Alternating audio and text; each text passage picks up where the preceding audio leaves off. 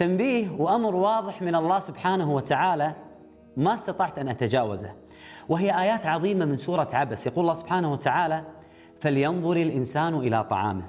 كيف تمر علينا هذه الآيات دون أن نتفكر فيها؟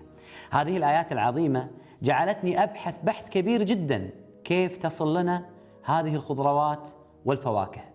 نحن نعيش في نعمة عظيمة الكثير يتمناها، ألا تستحق هذه النعمة أن نتفكر فيها؟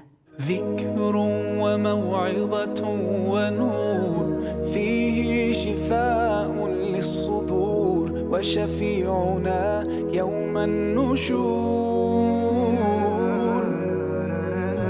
آياته تروي المدى، وصفاته نبع الهدى، نلقى الجنان بحبه، لن تستقيم حياتنا إلا به. دكتور، هذا الاختلاف اللي نشوفه في الخضروات والفواكه لا فائدة غذائية؟ والله يا شيخ، كل لون يحكي قصة مختلفة تماما. يعني مثلا نشوف الطماط اللي يعطيها الصبغة الحمراء هي مادة اللايكوبين، هي والرقي والكرز والفراولة، هذه مادة اللايكوبين. في العلم الحديث اكتشفوا أن هذا اللايكوبين يقلل من 4 أنواع من أنواع السرطانات، الله يكافينا ويكافيكم الشر. اللون البرتقالي اللي تشوفونه بالبرتقال واللي تشوفونه بأي شيء سترس، أي شيء حمضي، هذا بسبب البيتا كاروتين اللي هو نوع من أنواع الفيتامين A، وهو الأحسن والأفضل لسلامة النظر، ويعتبر مضاد أكسدة قوي، ويعتبر ممتاز لسلامة الجلد. خلونا نتدبر مع بعض هذه الآية العظيمة اللي غالبنا حافظها، ونتأمل كيف يصل لنا الطعام.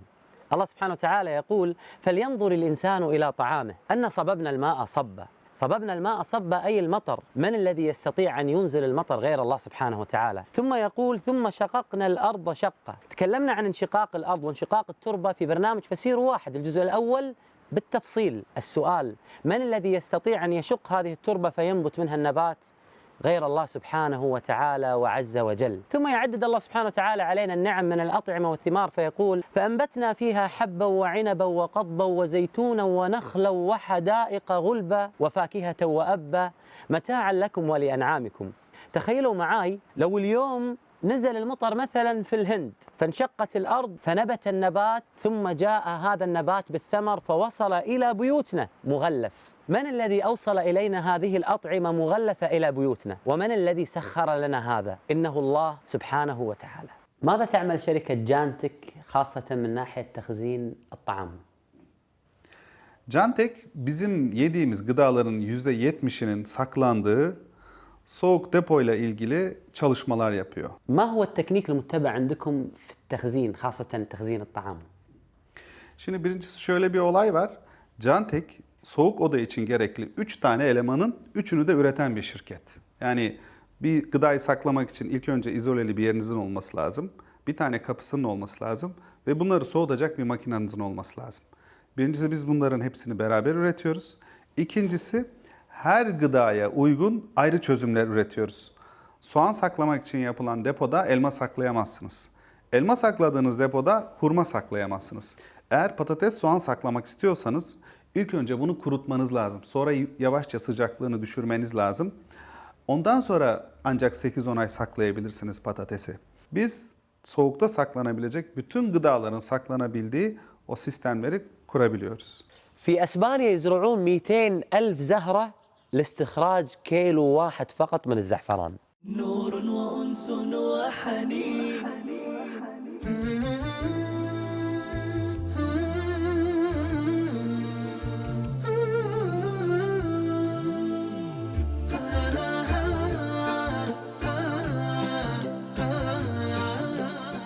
حاليا أنا في أشهر منطقة من مناطق إنتاج الزعفران في أسبانيا، ومن ما يعرف الزعفران الأسباني من أجود وأفضل أنواع الزعفران في العالم.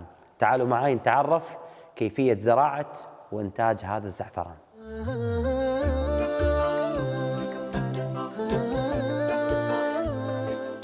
في هذه المزارع في أسبانيا وفي هذه الأرض يبدأ إنتاج الزعفران. حدثنا كيف يتم إنتاج الزعفران. Este es el proceso que lleva, se saca de aquí el bulbo, se vuelve a limpiar y se trasplanta otra vez a de mediados de mayo. الزعفران يعتبر نبات بصلي، وهذه النبتة سبحان الله تشبه البصل بالضبط ولكن أصغر شوي. Luego ya, también es en la segunda quincena de noviembre, nos da la flor. Bueno, pues ahora intentamos de sacar lo que es el bulbo, que es la cebolla, de aquí para hacerle la limpieza y volverla a plantar en otro sitio. ما شاء الله ما شاء الله. شوف سبحان الله، هذه البصيلة اللي تكلمنا عنها يتم تنظيفها ويتم زراعتها في مكان آخر وأرض أخرى، ما تقدر تزرعها في نفس هذه الأرض اللي فيها النبتة نفسها. والأعجب أن هذه النبتة فقط تستطيع أن تنبت لمدة 3 سنوات، بعد 3 سنوات ما تقدر تزرع هذه النبتة مرة أخرى في هذه الأرض. سبحان الله. العجيب أنك تشوف قطعة أرض كبيرة واحدة أمامك ولكن تختلف بصفاتها الكيميائية والحيوية من مكان إلى آخر، وهي قطعة واحدة، حيث يقول بعض الزراعين تختلف التربة من شبر لآخر، حيث ينبت هنا نبات لا ينبت في الشبر الآخر. فسبحان الذي بيده ملكوت كل شيء وإليه ترجعون. بعد 4 أشهر من زراعة هذه النبتة تزهر زهرة الزعفران، وخلال 20 يوم يجب عليهم قطف هذه الزهرة، لأن بعد 20 يوم ستموت هذه الزهرة. Primero de octubre, que también está, cogemos la flor, la montamos, lo tostamos. بعد 24 ساعة من قطف هذه الزهرة، لاحظوا معي الدقة، يجب عليهم إخراج الزعفران، لأن بعد 24 ساعة الزعفران هذا ما منه أي فائدة. لذلك تلاحظ أغلب سكان المدينة يجتمعون في هذا اليوم لاستخراج الزعفران لتتم الفائدة منه. لو تأملنا مع بعض كل أنواع الأطعمة والثمار تجدها مختلفة الطعم والشكل، مع أنها من تربة واحدة وتسقى بماء واحد، كما قال الله سبحانه وتعالى في هذه الآية في سورة الرعد، يقول: وفي الأرض قطع متجاورات وجنات من أعناب وزرع ونخيل صنوان وغير صنوان يسقى بماء واحد ونفضل بعضها على بعض في الأكل إن في ذلك لآيات لقوم يعقلون. يعني الواحد فينا لما يسمع هذه الآية ويأكل طعام مختلف عن الطعام الآخر يجب عليه أن يتفكر بهذا الكلام. عندنا مثلا التفاحة والموزة ما لهم شغل ببعض نهائيا. التفاح يحتوي على مادة البكتين وهي الأفضل لسلامة القلب والشرايين، أما الموز فهو عالي جدا بالبوتاسيوم اللي ينظم ضربات القلب مستوى ثاني، زائد يحافظ على مستوى السوائل داخل الجسم، وهذا شيء ما يسوي التفاح نهائيا. وكل فاكهة تختلف تماما عن الأخرى الله. والخضار بنفس الوقت أيضا، فشكلوا كثر ما تقدرون من الخضار والفواكه، لأن كل لون راح يعطيكم فائدة تختلف تماما عن الأخرى. الله. بعد استخراج الزعفران بهذه الطريقة يتم أخذه إلى هذا المكان ووضعه على نار هادية حتى يتم تجفيفه وتخزينه.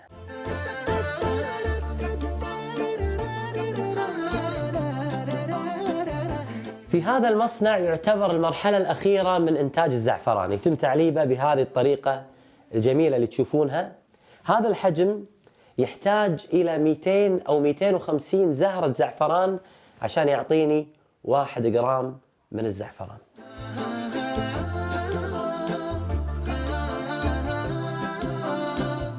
بعد كل هذا الكلام اللي قلناه عن إنتاج وزراعة الزعفران، سبحان الله لا توجد آلة لاستخراج الزعفران. إلى وقتنا الحالي الزعفران يستخرج بشكل يدوي، لذلك هو من أغلى أنواع التوابل. شفتوا معي هذه الصعوبة في زراعة الزعفران والتعب والدقة؟ ترى اللي يزرع المانجا يتعب تعب آخر، واللي يزرع الموز يتعب تعب آخر، كذلك كل الفواكه وكل الخضروات. كل هذا الاختلاف هو تسخير من الله سبحانه وتعالى وكرم لنا حتى نحمده سبحانه.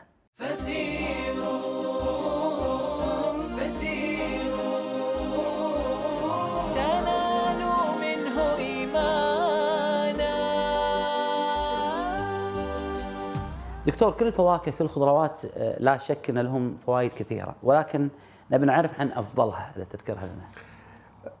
العلماء قاموا بتصنيف الفواكه ورتبوهم على مراحل من الأول إلى العاشر، يعني طلعوا التوب 10. فاكتشفوا أن بالفواكه احتل المركز الأول بلا منازع الطماط. الله.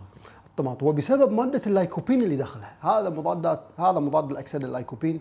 سبحان الله شيء سحري من ناحية قوة هذا المضاد للأكسدة على خلايا الجسم من الداخل، شلون يتفاعل معه بشكل كبير. وخاصة الطماط في مادة لايكوبين عظيمة، لذلك أي واحد ما يأكل طماط هذا خسران. وأما بالنسبة للخضار، اكتشفوا بأن المركز الأول بلا منازع البروكلي. نعم، فيعتبر عالي بالبوليفينولز، عالي بالفلافونويدز، عالي بمضادات الأكسدة، وعالي بالفيتامينات والمعادن، وعالي جدا بالألياف، وعالي جدا بالكالسيوم. يعني ما بقى شيء ما صار فيه. لازم نعرف أن كل الطعام اللي ناكله أودع الله سبحانه وتعالى فيه من الفوائد التي لا تعد ولا تحصى، وغالبنا ما يتفكر فيها. أنا بضرب لكم مثال ثاني لثمرة واحدة وهي العنب، أودع الله سبحانه وتعالى فيها من الفيتامينات والسكريات والأملاح التي تساعد على تنقية الدم، تساعد على عمل الكلى، تساعد على تقوية المناعة، وكل هذا في ثمرة العنب فقط، فما بالكم بباقي الأطعمة، وكل هذا كرم من الله سبحانه وتعالى. ما هي فائدة الإنسان من هذا التخزين لمدة طويلة؟ Üçüncüsü de sağlıklı gıda. Gıda depolamanın gıda güvencesiyle direkt bir bağlantısı var. Eğer gıdayı yeteri kadar depolayamazsanız uzun süre piyasada bulamazsınız. هذه الأرقام اللي أمامكم الآن عبارة عن إحصائية حديثة دقيقة بالثانية. لاحظوا الأرقام قاعد تزيد واحد وراء الثاني بالثانية. هذه الأرقام وهذه الإحصائية عبارة عن الناس اللي في العالم اللي يعانون من نقص الطعام وسوء التغذية. لقينا حالات سوء تغذية، هذا مقياس يقيس درجة سوء التغذية. اللون الأحمر يعني أن في سوء تغذية حاد جدا يؤدي إلى تخلف عقلي وإلى تقزم، وإذا استمر قد يؤدي إلى الوفاة. هذا واحد من الأمثلة. الطفل هذا عمره سنة و10 شهور، حاطينه على الميزان يقول أن وزنه 6 كيلو، المفروض وزنه حاليا 10 كيلو. للأسف بعض الناس ممكن ما يستشعر النعمة التي أمامه من الطعام، وممكن بعضنا ما يشكر الله سبحانه وتعالى على هذه النعمة. وضح لنا أكثر ماذا تقصد بالأمن الغذائي؟ Gıda güvencesi 3 ayrı kavramı tarif ediyor. Birincisi uygun fiyatlı gıda, ikincisi sürekli gıda, üçüncüsü de sağlıklı gıda. Artık çok gıda üretmek zorundayız. Yeteri kadar gıda üretemezsek aç kalacağız. Fakat bu gıdayı çok fazla ürettiğimiz zaman da bu gıdaları eğer depolayamazsanız bu gıdaların fiyatı çok düşüyor. وتعتقد منظمة الأكل والزراعة العالمية أنه يجب علينا زيادة نسبة الطعام والإنتاج 70% إلى عام 2050 حتى تغطي احتياج الناس في الأكل. النعم من الله سبحانه وتعالى حتى تدوم يجب علينا أن نشكرها، فلا نكفر بنعم الله سبحانه وتعالى. لأنك الله قلبي كله آمل، لأنك الله روحي ملؤها الآلق، لولا جلالك يا الله بعثرني في لجة العمر ليل نبضه راهق. كانت رحلة سريعة جدا للنظر في جزء بسيط من طعامنا. تعلمت من هذه الآيات أن نظرتي تتغير للأمور كلها. فالآية فلينظر الإنسان لم تكن للنظر للطعام فقط، بل كانت نظرة لعظمة وكرم المطعم وهو الله سبحانه وتعالى، فهو المقصود وهو الغاية. فالطعام وسيلة للتقرب إلى الله سبحانه وتعالى عندما نقول الحمد لله الذي أطعمني هذا ورزقنيه من غير حول مني ولا قوة. لا نقول أن الأكل أمر اعتيادي لا يحتاج إلى شكر، فكم من قرية ضرب الله سبحانه وتعالى لنا مثلا فيها بالقرآن بسبب هذا الكلام. يقول الله سبحانه وتعالى: وضرب الله مثلا قرية كانت آمنة مطمئنة يأتيها رزقها رغدا من كل مكان فكفرت بأنعم الله فأذاقها الله لباس الجوع والخوف بما كانوا يصنعون.